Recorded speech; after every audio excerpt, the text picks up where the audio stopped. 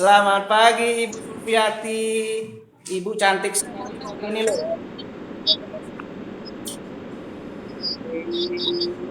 Ya. Ini Ibu, nah ini sekarang kelas 11 Ibu, tuh lihat. Pakaiannya sekarang udah pakai celana panjang Ibu.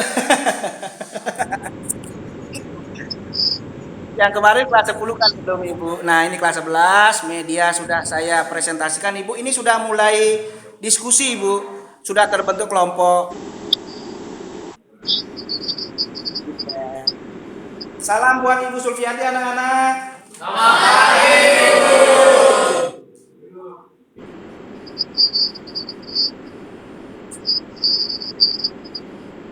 Oke.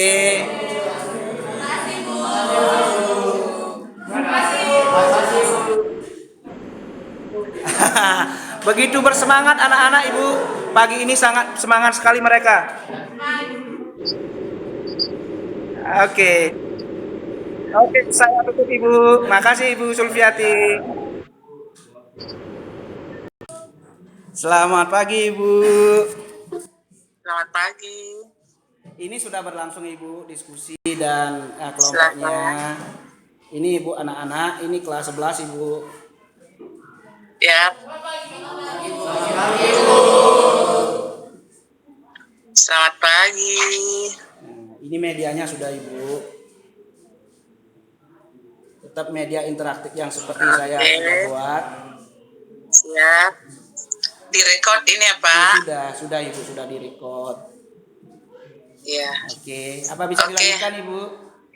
Silakan Pak. Selamat. Oke, terima kasih Ibu. Terima kasih. Selamat Pak. Sebelum kita memulai pelajaran, marilah kita berdoa terlebih dahulu. Berdoa mulai.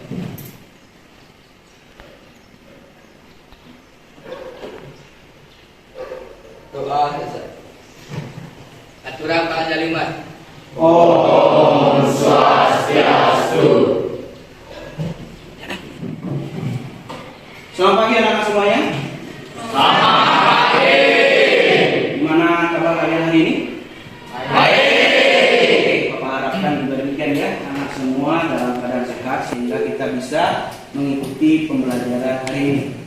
Oke anak, kita akan melanjutkan lagi pertemuan kita sebelumnya, di mana di pertemuan sebelumnya kita sudah membahas dan sudah melakukan kegiatan presentasi dari masalah yang sudah Bapak berikan di LKPU. Oke, baiklah anak. Jadi sebelum Bapak memulai kegiatan pembelajaran hari ini, Bapak ingin melihat dulu absensi ya, untuk mengecek kehadiran kalian.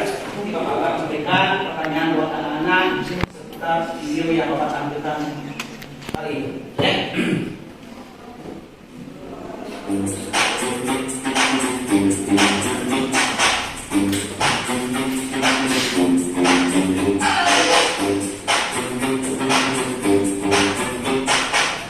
Kita para pekerja kepolisian. Oke guys, apa jabatan kita sekarang ini? Tahu nggak jabatan kita? Kita tukang cuci piring guys, tukang cuci piring guys. Oke, gajinya kita sebagai tukang cuci piring guys. Siapa? Berapa? Gajinya berapa mas? Masalah gaji ini sebenarnya sensitif ya, tapi ini motivasi loh. Ini kita jarang nggak bisa dapetin di Indonesia sebesar apa yang kita dapat. Ini nggak usah besar. Kenapa? Sedikit tentang video tentang apa namanya kira-kira? Fasilitas kapal pesiar. Oke, coba sekalian. Jadi itu adalah cerita tentang bekerja di kapal pesiar. Kemudian nama siapa? Komang. Apa yang kamu tangkap hal penting di video tersebut yang kamu tangkap? Kayaknya kita harus bekerja lebih keras juga. Oke, bagus. Kalau Anda, kira-kira apa yang ditangkap? Hal yang menarik. Bekerja di kapal pesiar. Kita mendapatkan uang lebih karena dibanding kita bekerja sendirian. Saya sarankan kita bekerja ke luar negeri. Oke, jadi bagus sekali. Jadi hal itulah yang poin pentingnya. Bahwa bekerja di kapal pesiar adalah menggiurkan, memiliki prospek yang luar biasa.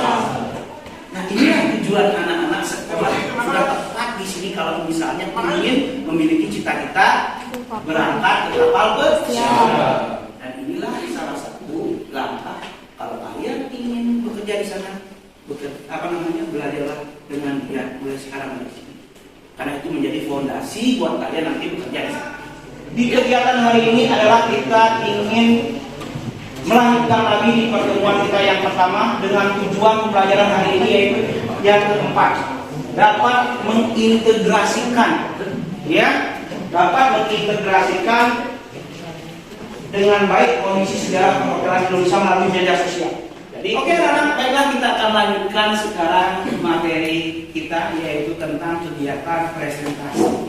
Minggu lalu sudah dilakukan pertanyaan ke kelompok 7, setelah kelompok 7 nanti melakukan presentasi. Maaf sekali ya. Nah, silakan kelompok 2 untuk memberikan tanggapan dari pertanyaan kelompok 7 minggu lalu. Silakan. Baik, saya akan memberikan tanggapan mengenai pertanyaan yang diberikan oleh kelompok 7 minggu lalu dan turis atau Homnet yang diberi tugas melanjutkan perusahaan hotel bekas milik Belanda. Gipto Ruslan ditunjuk sebagai direktur lembaga ini. Dulu hotel yang di bawah manajemen Homnet diganti namanya menjadi Hotel Merdeka. Oke, sekian tanggapan dari kelompok 2. Jika ada salah kata, mohon dimaafkan. Terima kasih. Hotel Kembang berdiri sejak 1871. Hotel ini awalnya bernama Hotel Oman, yang dari nama pemiliknya yaitu nama. Semua hotel diambil alih oleh pemerintah Jepang, dialihfungsikan menjadi rumah sakit, asrama, serta beberapa hotel yang kondisinya bagus dipakai sebagai hunian para perwira Jepang yang disebut Heitan Ryokan. Demikian dari presentasi kami.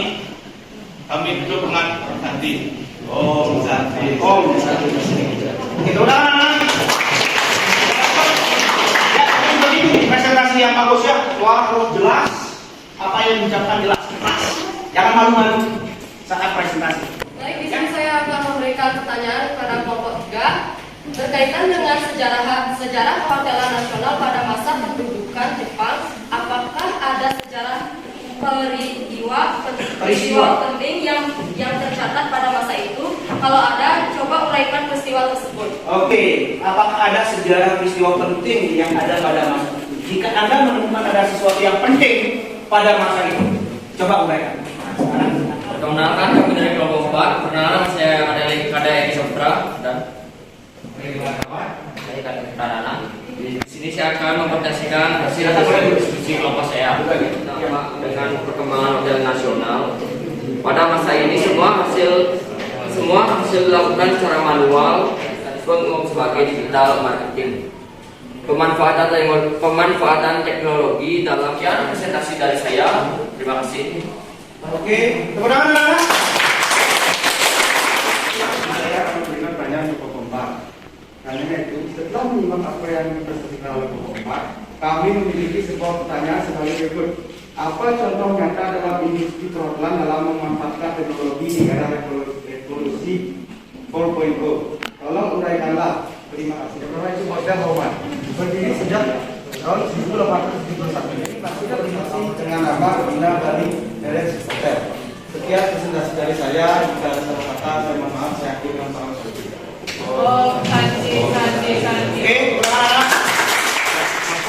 Industri perhotelan di Indonesia mulai mengalami perkembangan yang signifikan setelah masa kemerdekaan.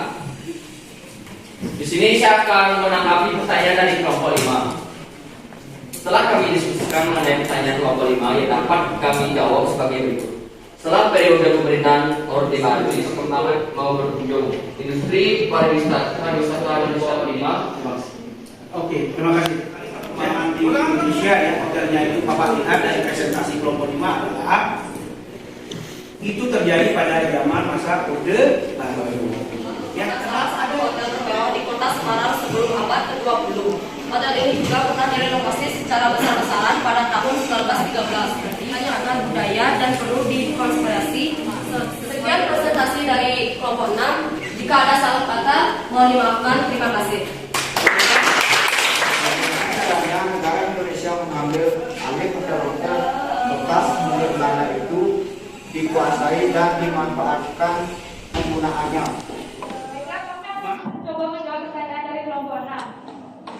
kami menemukan bahwa ada sejarah penting pada masa pendudukan Jepang terkait dengan sejarah perwakilan nasional dan sebelumnya berlaku pada yang itu. Sudah? Ya, silakan ulang. Kira Jepang yang disebut Heitan Ryokan. Semua aktivitas hotel akhirnya terhenti. Pada disimpulkan dari saya, terima kasih. Oke, ulang. Kelompok 7. Ya, sudah mempresentasikan. Nomor 2. Sudah siap dengan pertanyaannya? Berkaitan dengan sejarah perhotelan nasional pada masa pendudukan Jepang, apakah ada sejarah peristiwa penting yang tercatat pada masa itu? Pertama, hotel di awal kemerdekaan diawali dengan mulai dibentuknya organisasi untuk mengambil alih semua aset hotel milik Belanda untuk dikelola oleh negara Republik Indonesia. Kami memiliki sebuah pertanyaan sebagai berikut. Menurut pendapat kelompok 8, kapan industri perhotelan di Indonesia mulai mengalami perkembangan yang signifikan setelah masa kemerdekaan? Perkenalkan kami dari kelompok 7. Perkenalkan nama saya Rizky Budi. Di sini saya akan memberikan tanggapan untuk pertanyaan kelompok 2, yaitu berkaitan dengan sejarah perhotelan nasional pada masa pendudukan Jepang. Apakah ada sejarah peristiwa penting yang tercatat pada masa itu? Kalau ada, coba uraikanlah peristiwa tersebut. Itulah sejarah Hotel Majapahit Surabaya yang merupakan tempat peristiwa perobekan bendera Belanda dan dulunya bernama Hotel Yamato. Itulah tanggapan dari saya. Apakah bisa diterima oleh kelompok 2? Ya bisa. Oke. Baik, Semangat. kami dari kelompok 8 akan menanggapi pertanyaan dari kelompok 1. Setelah kami apakah bisa diterima? Ya bisa. Jadi anak-anak, itulah hasil daripada diskusi dan presentasi kegiatan pembelajaran hari ini mengenai tentang sejarah perhotelan nasional. Minggu lalu.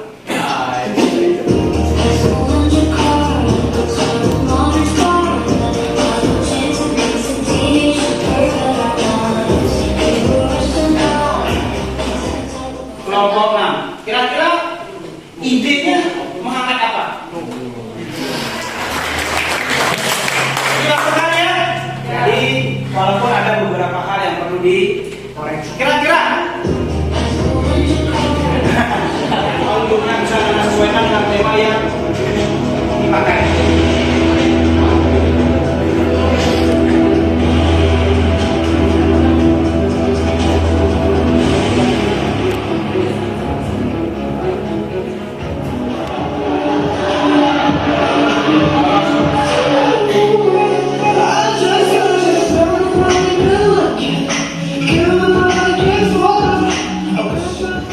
Ya, nama? Kalau saya harus terbukti kekurangan dari video tersebut, tulisannya terlalu kecil, Pak. Oke, terlalu kecil. Mana lagi? Teksnya terlalu banyak. Teksnya terlalu banyak. Ada lagi? Minggu lalu di pertemuan pertama sudah disimpulkan oleh Fatih ya, kalau Bapak tidak salah ingat, untuk kesimpulan pembelajaran hari ini. Jadi hari ini Bapak simpulkan saja secara keseluruhan dari pertemuan pertama dan pertemuan kedua. Bukan nama ini mulailah dibangun hotel-hotel seperti Orange Hotel, alias mati. Kenapa? Karena hotel pada saat itu dijadikan apa? Dijadikan Tempat tahanan. Bagus sekali, hanya dijadikan sebagai tempat tawanan perang. Oh. Apa? Perkenalkan nama saya Muhammad Rabian ini. Ya, Mak? Mungkin dikarenakan mungkin untuk menguasai hotel-hotel bekas Belanda, Pak. Oke, jadi betul sekali, bagus sekali ngomongnya itu hotel andalan yang diberikan. Think and then do it. Think dulu. Pikirkan dulu, lalu kemudian lakukan. Kalau dalam sebuah pemikiran itu adalah merupakan sesuatu yang tidak berfaedah, ya, mudaratnya lebih banyak, tidak berfaedahnya lebih banyak, jangan melakukan itu. Yang kedua, industri pariwisata adalah industri yang membutuhkan sebuah kondisi di mana grooming itulah penampilan. Anak-anak diperhatikan sekali. Ingat, dalam industri pariwisata yang pertama Anda lihat adalah grooming Anda. Saat anak-anak wawancara, pada saat itu Anda engesan, pasti Anda berpintas sudah out, walaupun Anda pintar sekali. Yang ketiga, anak-anak, pesan Bapak, walaupun kita sudah di masa katanya pandemi sudah berlalu, tapi selalu ingat, selalu jaga kesehatan. Bapak sudah selalu sediakan di sana sanitizer, gunakan itu dengan baik. Tujuannya untuk apa sanitizer anak-anak? Membunuh kuman. Setelah Bapak melakukan beberapa kali pertemuan pembelajaran, apakah ada sesuatu hal yang ingin anak-anak sampaikan dalam rangka pembelajaran ini?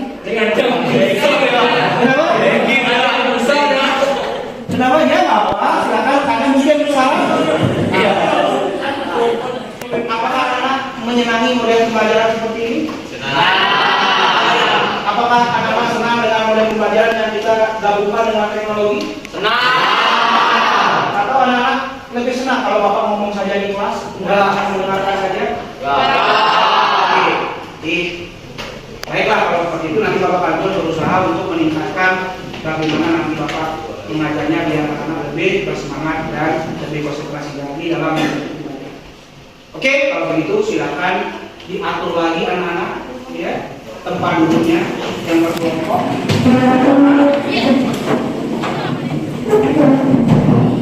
Sebelum kita mengakhiri pelajaran, marilah kita berdoa terlebih dahulu menurut percaya masing-masing. Doa mulai.